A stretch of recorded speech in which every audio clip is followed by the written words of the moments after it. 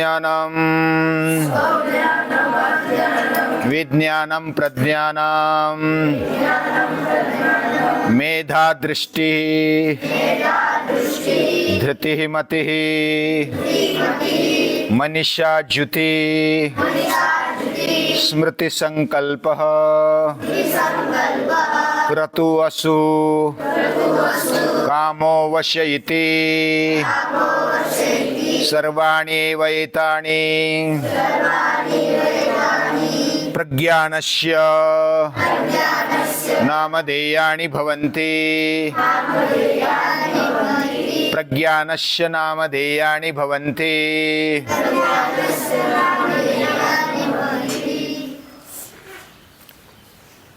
एक युवक अपने जीवन में बहुत ही नाराज हो गया। बहुत सारे पढ़ा लिखा प्रयत्न किए लेकिन नौकरी नहीं मिली और घर में भी परिस्थिति अच्छी नहीं थी। तो वह निराश होकर कुछ चिंता करता था, विचार करता था। तो ऐसे सुबह सुबह जल्दी उठकर वो समंदर के किनारे आ गया। अंधेरा था और समंदर के किनारे जिधर तक वो लहर आती थी ना, उधर वो साइड में बैठ गया। लहर उसके पास आ जाती फिर वापस चली जाती और अंधेरे में बैठा है, कोई प्रकाश नहीं है। जल्दी सुबह उठ गया है तो वो पानी की तरफ देखता, लहरें आ जाती फिर वापस जाती। वो उसमें देखते देखते दंग हो गया। लेकिन बहुत सारों को आदत होती है बैठे बैठे कुछ करे। तो उसके पास में ऐसे हाथ इधर उधर रखे थे, पास में पत्थर दिखे उसको और वो ऐसा एक एक पत्थर आता, लहर आने के बाद उसमें फेंकता और वो डुबुक आवाज़ करके पानी में वो डूब जाता, फिर लहर वापस चली जाती। तो ऐसे लगभग 4 बजे से लेकर के 6 बजे तक वह बस शांति से बैठा रहा, एक एक पत्थर फेंकता रहा। फिर 6 बजने के आसपास सूरज निकलता है। 1-2 पत्थर बचे हैं और वो देखने के लिए, फेंकने के लिए जाता है और देखता है, अरे ये तो रत्न है, ये बहुत ही महंगे रत्न है, मोती है, रत्न है। और मैंने 4 बजे से लेकर के यही रत्न फेंके समंदर में और समंदर में वो फिर अंदर चले गए। उसको देखकर फिर बहुत दुख हुआ। मैंने ना समझी में इतने सारे पत्थर समझ के रत्न ही फेंक दिए। उसको पछतावा आ गया। वैसा ही हमारा शरीर, ये सृष्टि रत्न है। हमें जो मिला है बहुत ही सुंदर है और कलाकृति से भरपूर है। ये कलाकृति जो देखता है,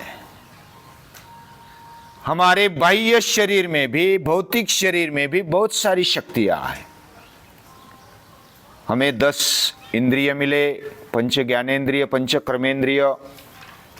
हम आँखों से देख सकते, कानों से सुन सकते, नाक से सूंघ सकते हैं, जिह्वा से चख सकते हैं, त्वचा से स्पर्श कर सकते हैं, हाथों से कार्य कर सकते, पाँवों से चल सकते हैं, मुख से बोलते हैं, रस चखते हैं, नाक से सांस लेते हैं, मलमूत्र विसर्जन इंद्रिय हमारी स्वच्छता करते हैं। लेकिन इस जीवन को सर्वांग दृष्टि से जब हम देखते हैं तो बहुत खजाना है। कोई कोई महल को तो देखते हैं लेकिन टॉयलेट देखना नहीं चाहते। कोई कोई टॉयलेट देखते हैं लेकिन महल को नहीं देखते। मतलब बुरी बुरी बातें कोई देखते जीवन की, और ये तो बहुत खराब है, जाने दो, इसमें कुछ मजा नहीं है। कोई कोई अच्छी बातें देखते हैं, बुरी बातों को देखना नहीं चाहते, गलत बातों को देखना नहीं चाहते। लेकिन जीवन में सुख है, दुख है, यश है, अपयश है, जैसा कितना भी बड़ा महल क्यों ना हो, उसमें टॉयलेट और स्वच्छता गृह होते क्या नहीं होते? लेकिन वो हमारे जीवन के लिए उपयोगी होते हैं। जीवन में जैसा सुंदर शरीर मिला है उसमें गंदगी भी है, उस स्वच्छ करने के द्वार भी दिए हैं, और ये सब हमारे हित के लिए दिया है। हमें समझ में नहीं आता कि ये पूरा क्या है, यानी पूरा जीवन क्या है। हम एक साइड से देखते हैं और बस मानने लगते हैं कि ऐसा है। संपूर्ण तरीके से देखना ये बहुत बड़ी बात है, ये योग्य बात है। हम एक तरफ से देखें और समझे कि बस ऐसा ही है। हमें जीवन सुंदर लगता है, सुंदरता को देखते अगर कोई कुरूपता दिखे तो हमें ऐसा लगता है कि अरे ये तो गलत हो रहा है। यानी हम ऐसी कल्पना कर लेते हैं, हम सपने देखते हैं, या तो इमेजिन करते हैं कि बस मुझे ऐसा ऐसा चाहिए, बस स्वर्ग चाहिए, और अचानक नरक मिल गया तो ऐसा कोई एक व्यक्ति रेगिस्तान में चला जाता है। रेगिस्तान में जाने के बाद उसको बहुत ही भूख प्यास लगती है, लेकिन अभी रेगिस्तान में क्या है, उधर पानी भी नहीं है और वृक्ष भी नहीं है, कुछ पेड़ पौधे नहीं है, पूरा रेगिस्तान, और धूप बहुत ही बड़ी हुई है। वो चलता है, दूर एक वृक्ष दिखाई देता है। उसको लगता है कि कब उसके पास जाऊं, मेरे पांव में तलवे ताप रहे हैं, शरीर गर्म हो रहा है, प्यास लग रही है, भूख लग रही है, क्या करूं। तो वो जल्दी जल्दी जाता है, उस वृक्ष के नीचे बैठ जाता है। अरे वाह, नहीं पानी मिला तो कुछ बात नहीं, लेकिन छाया तो मिल गई। उसको बहुत सुकून लगता है, वो बैठ जाता है आराम से, बस ये स्वर्ग मिल गया। लेकिन उसको ना भूख लगी है, प्यास लगी है, तो वो विचार करता है कि मुझे भूख लगी, भोजन मिल जाए तो बहुत अच्छी बात है। तो भोजन आ गया, भोजन किया, पूरा पेट भर किया, डकार दे दिया, और वो खुश हो गया। अरे वाह, अभी थोड़ा सा पानी मिल जाए तो बहुत अच्छी बात है। तो पानी भी आ गया उधर। फिर पानी पिया, उसको बहुत ही शांत लगा, स्थिर लगा। और जब हम भोजन करते हैं ना तो सुस्ती आ जाती है, तो उसको नींद आने लगी। उसको बोला कि थोड़ी नींद ले लो, और नींद ले लो ऐसा मन में लाते ही बस सो गया। तो बहुत गाढ़ी निद्रा में आराम कर लिया। तो नींद होने के बाद उठ गया। उठ जाने के बाद अरे मैं इधर आया, मुझे छाया मिली, वृक्ष मिला, इधर आजू बाजू कोई वृक्ष नहीं है, और मैंने सोचा भोजन चाहिए, भोजन आ गया, पानी चाहिए, पानी आ गया, नींद चाहिए, नींद आ गई, बहुत ही आराम लग रहा है। ये कोई अलग वृक्ष दिखता है, ये कल्प वृक्ष तो नहीं। कल्प वृक्ष मालूम है ना क्या होता है? इच्छा कर दिया और आ गया, हाजिर हो गया। ये कल्प वृक्ष है, ऐसा मुझे लगता है। तो मैं जो भी इच्छा करूंगा ये आ जाएगा। हो सकता है भूत भी आ जाए, अभी उसकी कल्पना चल रही है, और भूत हाजिर।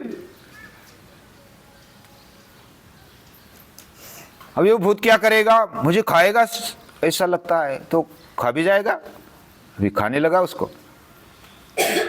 जो भी मन इतना पावरफुल होता है, वह जो विचार करता है वैसा होने लगता है। और हम जब नकारात्मक देखते तो डर जाते हैं, सकारात्मक देखते तो हर्षित हो जाते हैं। तो सुख दुख में, यश अपयश में, शीत उष्ण में जो संतुलित रहता है, वह संतुलित रख पाने की जो बुद्धि है ना, वो मति है। हमने जीवन को स्वीकारा, जीवन को स्वीकारा तो दूसरी साइड जीवन में जन्म मिला है तो मृत्यु भी है ना। क्या हमें जन्म मिला अभी मृत्यु ही नहीं होगी, ऐसा है? हमें जीवन तो चाहिए लेकिन मृत्यु नहीं चाहिए, ऐसा चलेगा? एक बार जन्म मिल गया तो मृत्यु है ही। तो जीवन के दोनों साइड को देखना चाहिए, सभी साइड को देखना चाहिए। देखना है, सच देखना है तो इतनी हिम्मत तो करनी पड़ेगी। जो सच से डरता है वो फिर दुख से डरता है, अपयश से डरता है, वो बैलेंस नहीं कर पाता। हमें जो भी मिला है वो पूर्ण तरीके से स्वीकारना। मुझे शरीर मिला है, इसलिए गीता कहती है जन्म मृत्यु जरा व्याधि दुख दोषानुदर्शनम। जीवन में इसका अनुदर्शन करना चाहिए, चिंतन करना चाहिए। अनुदर्शन यानी बार बार उस पर मंथन करना, मनन चिंतन करना, इसको अनुदर्शन बोला जाता है। अनु यानी बार बार, दर्शन यानी देखना। जन्म मिला है तो मृत्यु है, बुढ़ापा भी है, यानी हम छोटे कब तक छोटे रहेंगे, धीरे धीरे बढ़ रहे, युवान हो जाएंगे और पूरे जीवन को अखंडता से जब देखेंगे तब हमारी दृष्टि विशाल हो जाती है। यानी इस शक्ति को समझना। हम इधर देखा और लंबे दूरी तक नहीं देखा तो हमें पता नहीं होता कि कहां जाएंगे, तो डर लगता है। तो डर निकालने के लिए हम इसको समझना पड़ेगा। समझकर उस मति शक्ति को, मति यानी चिंतन, मनन चिंतन करने की शक्ति, यानी दीर्घ दृष्टि से मनन चिंतन करने की शक्ति हर एक भी होती है। और जन्म मिला है तो मृत्यु है, यश मिला है तो अपयश भी मिल सकता है, कभी पैसा मिला है तो कभी निर्धनता भी आ सकती है, कभी खाने को मिला है तो कभी भूखा भी रह सकते हैं, और भूखा रहे बिना खाने का भी मजा नहीं है। जिसको भूख ही नहीं लगती, भूख नहीं लगती मतलब 2 घंटे हो गए कुछ खा लिया, माता पिता भी देते, उनको भूख का एहसास नहीं होता। जिसको सचमुच भूख लगती है उसको भूख का खाने का आनंद मिलता है। जिसको थकान होती है उसको सोने का आनंद मिलता है। पूरा थक जाता है, कष्ट करता है तो सोने का आनंद मिल जाता है। जो सतत सोते रहता है उसको तो नींद की गोली लेनी पड़ेगी, क्योंकि सतत पड़ा रहता है, उसको नींद भी नहीं आती, आती है तो वो सपने की आती है, फिर डरावनी आती है। तो हमारे जीवन को परिपूर्णता से देखना, उसको समझना, अपने अंदर उस शक्ति को विकसित करना, विकसनशील रखना और उसको उदात्त करना, ये दीर्घ दृष्टि से देखना होता है। यानी हमें ऊंचाई तक जाकर के देखना, और तब पता चलता है कि भगवान ने हमें क्या कुछ खजाना दिया है, कैसा खजाना दिया है। बहुत सुंदर ऐसा जीवन है, इंटीग्रेटेड जीवन है हमारा, यानी उसमें कुछ खामियां नहीं है। जिधर खामी दिखती उधर उपाय भी दिया है, जिधर बीमारी दी है उधर दवा भी दी है, जिधर प्रश्न दिए उधर उत्तर भी दिए हैं। तो ये जो शक्ति है वो मति है। मति यानी मनन मंथन चिंतन करने की शक्ति। और इसको जब हम सच को जानेंगे, जीवन के सच को जानेंगे, सच क्या होता है, हम कुछ मानते हैं, मानने से सच नहीं होता। हम भगवान को भी मानते हैं, लेकिन क्या देखा है भगवान को? हमने नहीं देखा, फिर मानते हैं। मानते यानी सच को अभी तक देखा नहीं है। हमने पढ़ लिया या तो अभ्यास कर लिया, इसका मतलब जाना है क्या? सच को जब तक नहीं देखा तब तक हमने जाना नहीं है। यानी जिस सच को, जो सच हमारे मानने न मानने से नहीं होता, जो भी सच समझो कि सूर्य उगता है, प्रकाश देता है, ये सच है। सच है तो वो सभी के अनुभव में आता है। मेरे अनुभव में आ गया, सूर्य अभी आया है लाल लाल। धरती के ऊपर आया है तो वो सब मैं भी जैसा देख सकता हूं, आप भी देख सकते हैं, तो ये अनुभव कर सकते हैं। ये सच है, हमारे बाह्य व्यवहारिक जीवन में ये सच है। और इस सच को जानना, हमारे जीवन को जानना, ये बहुत बड़ी बात है। और जैसे बाह्य सच को हम मानते हैं, जानते हैं, वैसे अंदर के सच को भी जानना, मानना, उसको गहराई से देखना। हमारे अंदर जो 16 फैकल्टीज है, शक्तियां है, पावर्स है, ऊर्जा है, उसको जब हम समझेंगे, पहली बात तो उसको समझना, उसको शुद्ध रूप में देखना, शुद्ध करना, उसको डेवलप करना, उन शक्तियों को बढ़ाना, उसको उदात्त करना, और उदात्त करने के बाद उसको दैवी बनाना। जब ऐसी शक्ति आ जाती है तो भगवान बहुत बड़े शिल्पकार है। इस सृष्टि को बनाया, बहुत ही इष्टमन कलर बनाया है, बहुत रंगीत और संगीतमय बनाया है। हमारा शरीर भी, जीवन भी वैसा ही है, बहुत ही अच्छा बनाया है। हमारे अंदर सुंदरता है, खुशबू है, हमारा जीवन बहुत ही बेहतर है। और वो किसने बनाया है? भगवान ने उत्कृष्ट कलाकारी करके, ये शिल्पाकृति करके बनाया है इस सृष्टि को। और उसके प्रति एक कृतज्ञता आ जाती है।